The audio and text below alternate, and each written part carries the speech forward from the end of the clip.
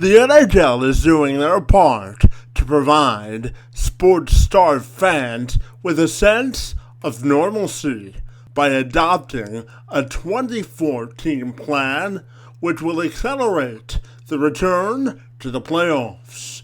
Mike Stevens is an NHL analyst and host for Yahoo Sports. He joined me this week to discuss the league's return and what it means for the sports psychology and psyche of people who have missed the sport. I'm Kevin McShann. Let's have this conversation.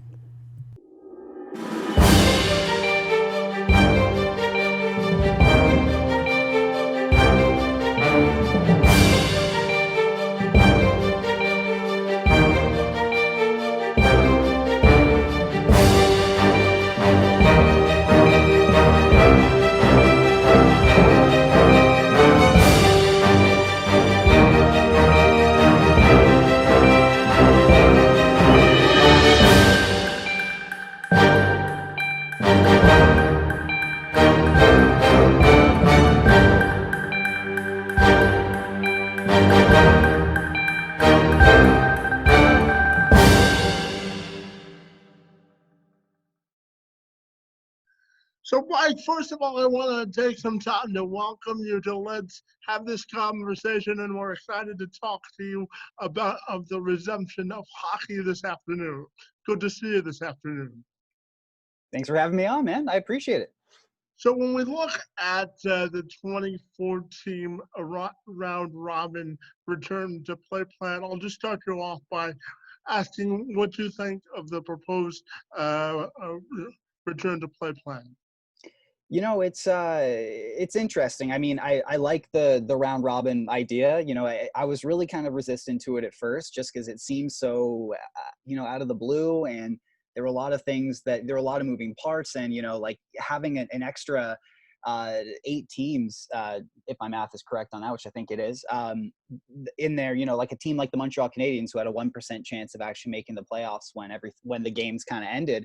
Now they're actually in the playoffs. That was a little odd, but you know what? At this point in time, everyone's looking for more hockey. Everyone, the fact is, you can't really be upset with having more hockey. And who knows? There could be some really interesting upsets. There could be some really interesting battles that we never would have been able to see. And this is just something different. And I'm really looking forward to if it gets off the if it actually gets up in the air and starts going. I'm really looking forward to seeing that.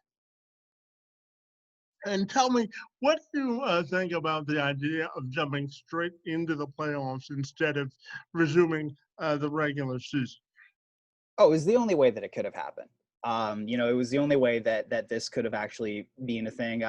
They kept, I remember Gary Bettman was talking right when the season was paused, in I think mid or early March, that their intent was to finish the regular season, and it just didn't make sense. I mean, the sacrifices that these players are going to have to make to even be able to play this proposed format, and those sacrifices might be something that makes it not even really happen.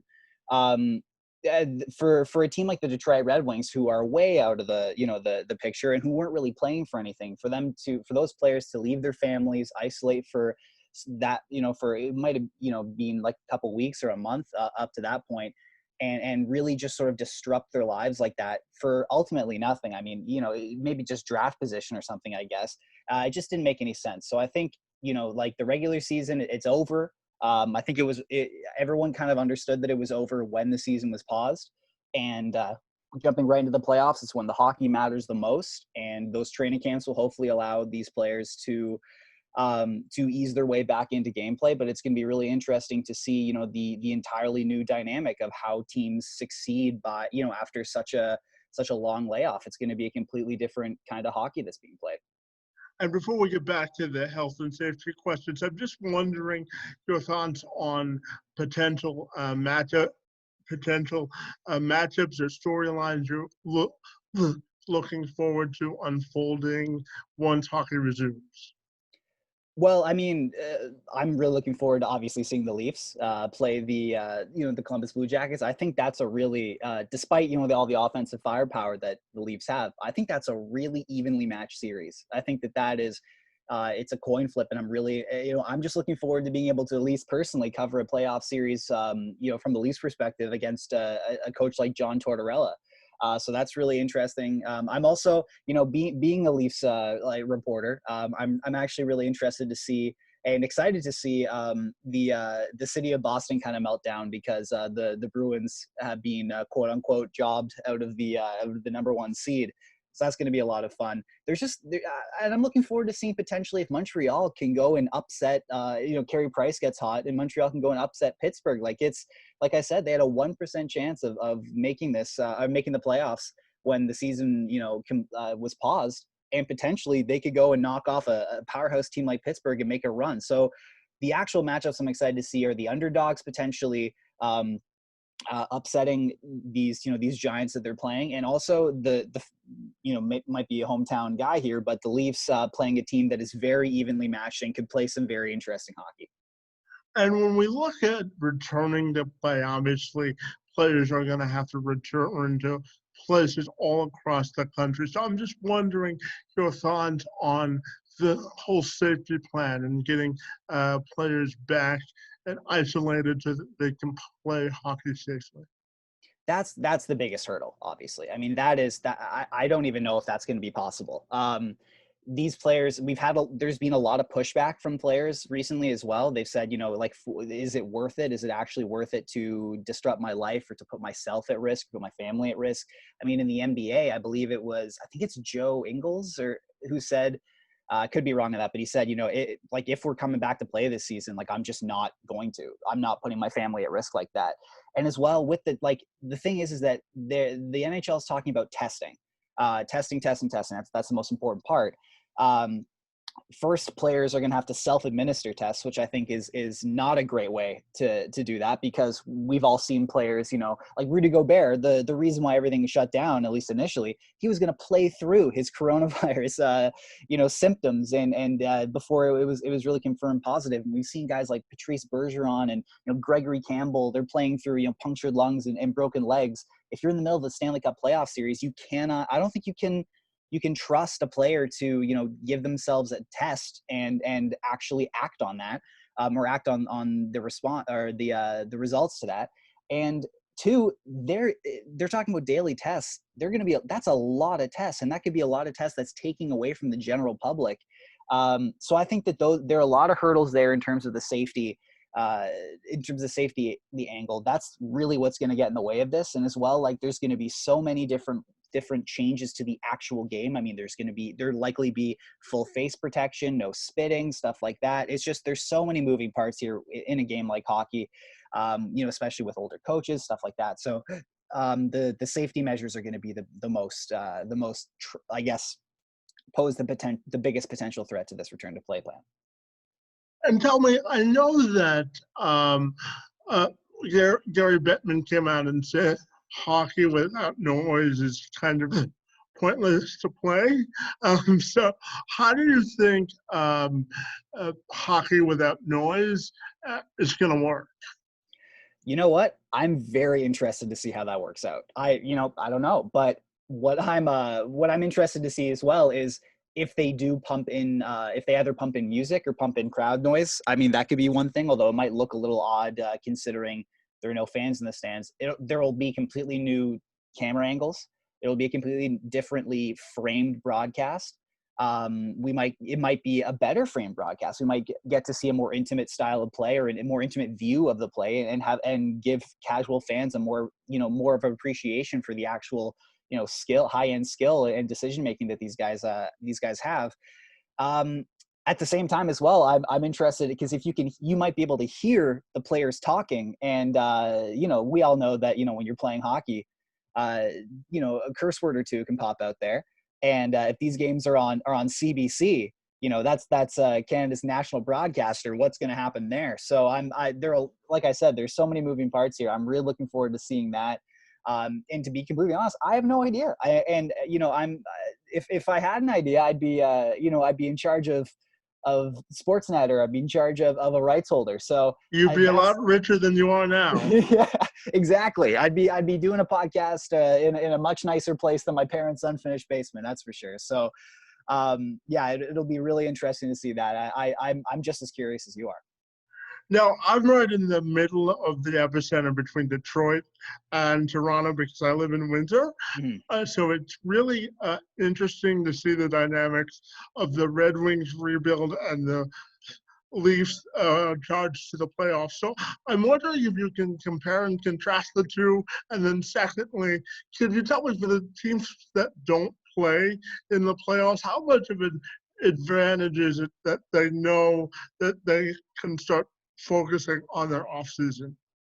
Well, the compare and contrast, I mean, it's really interesting because at the time of that rebuild, the Leafs, I mean, they just brought in a new coach, and it seems like Jeff Blashill is staying on in Detroit. So that's one thing. They just brought in Mike Babcock, and for, better or worse, that however that worked out. But the Red Wings, I do think that they're building something good there. I mean, the Leafs, obviously they modeled the tanking strategy, whether it's intentional at the beginning or not. But I think that, Steve Yzerman is the general manager of the Red Wings, and he is he's one of the best, if not the best, executives in the league. So to have someone overseeing that, there's a good chance as well that they'll have Alexis Lafreniere, who could serve as their Austin Matthews if they win the draft lottery this year. I think there are a lot of good pieces. There's also a lot of waste on that roster that I think needs to be cut out, and I'm looking forward or interested to see if Steve Yzerman will act proactively on that. There are a lot of contracts from the Ken Holland era of giving older guys or maybe middle six players top six money that has really hurt an Abdelkader or Jonathan Ericsson or contracts like that. The Leafs had a lot of those contracts as well, and they were able to get out from them. For example, like a Dion Phaneuf trade, they were able to get out from that without any what's it called? Not cap recapture, retained salary. There we go. And so it's there are a lot of similarities there, and I think that there are a lot of good pieces. They already have a couple good pieces in in a guy like Dylan Larkin, Philip Zadina, Philip Roenick, guys like that. And so I really do think that they're on an upward trajectory. They just need to start. They're right at the bottom. They're on an upward trajectory, but they're right at the bottom of that curve. And I think now this offseason, if they do get Lafreniere or Byfield, like either one, that will then eventually start that trajectory upwards. And if there's anyone who can build a roster from scratch once it is scorched earth, it's Steve Yzerman. So it's going to be the Atlantic Division is going to be very, very interesting moving forward. And tell me, what do you think the Leafs ceiling is in the playoffs? You know what? I think that there is such an this is such an unprecedented event. It's so odd. There's so many moving pieces here, like I said, that anyone can win. Like, I think that the Leafs, their ceiling is the Stanley Cup. I mean, all it takes is one or two good, all it takes is a hot goalie. All it takes is a hot sniper. All it takes is facing a team, who might be on paper better than you, but who either, are not able to handle the layoff as well as you did, or are slower. Like, it's in the playoffs, it's such a game of inches, and the margin is so much smaller than it is even in the regular season, and it's already a very small margin. And now you add in this whole return to play aspect and the play-in series and the lengthy layoff and everything. It's anyone's game, and I think that is the thing that's going to make the product even more entertaining and exciting. And for the Leafs, that could that essentially extends their season, their ceiling all the way to the Stanley Cup. So it's like I said, it's going to be very interesting to see how far they go, and it really does depend, I think, on Frederik Andersen. If he can get hot for a couple months or a month or two, then we've seen it before in the playoffs that all it really takes is a hot goalie. And for him, I mean, the Leafs have the talent around him. If he gets hot, sky's the limit.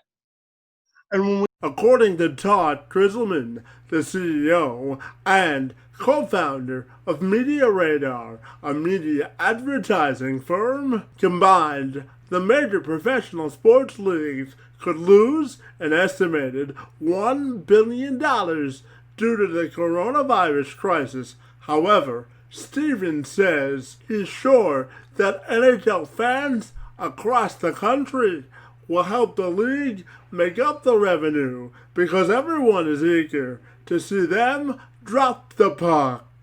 And when we look at the financial impact of the playoffs, because I know if baseball doesn't play, the report was something like $400 million in losses.